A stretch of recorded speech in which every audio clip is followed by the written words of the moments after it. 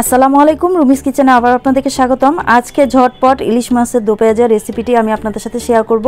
একদম ছোট একটা ভিডিও নিয়ে হাজির হয়েছি। আপনারা কে কীভাবে এই রেসিপিটি তৈরি করেন ইলিশ মাছের দো পেঁয়াজা, অবশ্যই আমার সাথে যদি মিলে যায় অবশ্যই কমেন্টের মাধ্যমে আমার সাথে শেয়ার করবেন।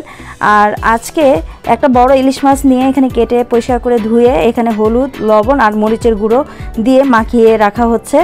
তো হাত না লাগিয়ে আর কি ঝটপট এই কাজটি করা হয়।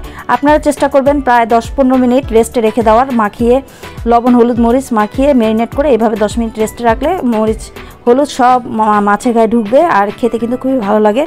তো এই যে 10 মিনিট পরে কিন্তু আমি ভাজতে দিয়ে দিয়েছি। তো এটা আমার বোনের রেসিপি, আমি আপনাদের সাথে শেয়ার করছি। সেইভাবে সবসময় তৈরি করে, আমার কাছে খুবই ভালো লাগে, যার কারণে আমি এই রেসিপিটি আপনাদের সাথে শেয়ার করছি। তো আপনারা কার কার সাথে এভাবে মিলে যায় আর ভিডিওটি কে কোথা থেকে দেখছেন অবশ্যই কমেন্টের মাধ্যমে জানাবেন।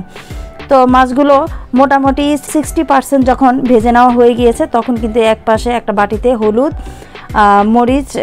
কাঁচামরিচ দিয়ে দেওয়া হলো আর পর্যাপ্ত পরিমাণে পেঁয়াজ নিয়ে মাখিয়ে হাতে কষলিয়ে নেওয়া হয়েছে, পেঁয়াজটাকে নরম করে নেওয়া হয়েছে। তো মাছগুলো যখন ভাজা হয়ে গিয়েছে প্রায়, তখন কিন্তু দেখুন এই মাখানো পেঁয়াজ, কাঁচামরিচ আর হলুদ যেটা মাখিয়ে রাখা হয়েছিল সেটা কিন্তু দিয়ে দেওয়া হয়েছে। আর পেঁয়াজটা ভাজা হচ্ছে কিন্তু মাছের তেলেই। তো এভাবে করলে মাছটাও কিন্তু নরম হয়, মানে পেঁয়াজের যে পানিটা থাকে সেই পানিতে মাছটা কিন্তু একটু হালকা নরম হয় আর পেঁয়াজের গায়েও কিন্তু মাছের ফ্লেভারটা যায়, খেতে কিন্তু খুবই ভালো লাগে। আর কড়কড়া কিন্তু করে পেঁয়াজগুলোকে ভাজা হয়নি, আপনারা দেখেই বুঝতে পারছেন। এই রেসিপিটি ভালো লাগলে অবশ্যই চ্যানেলটিকে সাবস্ক্রাইব করবেন, পাশে থাকা বেল বাটনটি ক্লিক করে দিবেন, ফ্রেন্ডস অ্যান্ড ফ্যামিলির সাথে শেয়ার করবেন। আর কার কার সাথে মিলে গিয়েছে এই রেসিপিটি অবশ্যই কমেন্টের মাধ্যমে জানাবেন।